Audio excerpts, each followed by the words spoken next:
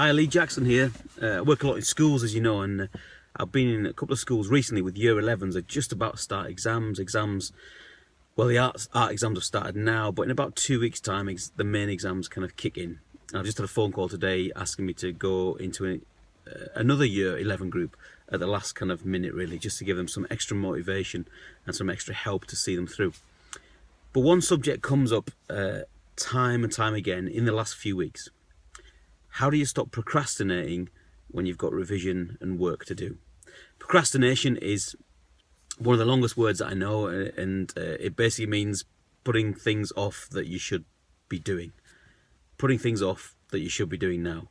The other word for procrastination is Facebook or YouTube, or weirdly things like Cash in the Attic or Bargain Hunt become fascinating because our brains always want to do something else apart from what we need to do.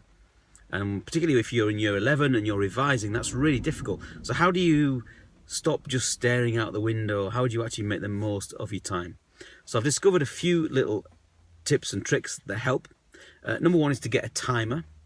I'd encourage people to switch off their phones when they revise. So I wouldn't use your phone because you'd probably be tempted to go on social media, but maybe use a timer on your phone if you're in airplane mode, or get a kitchen timer and just put 15 minutes on it and then press click and just do 15 minutes. You're much better doing 15 minutes quality revision rather than 2 hours staring into space and really not doing anything at all. The other thing you can do is to get a diary and a revision planner and just make sure that you use that time. So build in your planner what you're going to do. So science for half an hour, maths for an hour, and then build in half an hour rest and fun, put in later on, Xbox or whatever after you've done your stuff. But when you have a plan and you make sure you stick to the plan, imagine it's just a kind of, I suppose it's a sort of diary, or treat it as a workplace thing. Something that you've got to actually do. And once you do that, you'll find that procrastination disappears. The third thing about procrastination is that if the task is so big, we won't be able to handle it, and so we then stop and freeze. So the best thing is to chop things up into little bits. The biggest chocolate bar of all time was somewhere, I think it was in the Ukraine in 2010, this massive chocolate bar. I use it in one of my talks, and not the actual bar, but a picture of the bar. And it's massive. It's like the size of, I don't know, half a basketball court or something.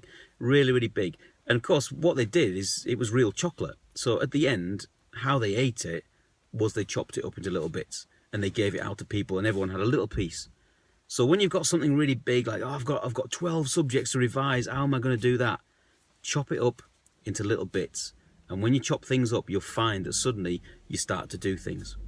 So use a timer, use a diary and do a plan. And don't forget to chop things up into bits, so to put them into your diary. And just remember, you don't have to work all the time. There's no point working 18 hours a day. That's just ridiculous. Just use your time well and be strict enough with yourself to not reward yourself until you've actually done some work. And you'll find that procrastination and going on Facebook and social media will start to disappear as you get more stuck in. So you've got a lot of stuff ahead of you. You've got a busy few weeks ahead, but if you plan well, you'll do well, you'll chop it up, and you'll find that you'll have eaten this massive big thing, which is called revision for GCSEs. So make good choices and get a timer, and I'm sure you'll be absolutely fine. I wish you all the best.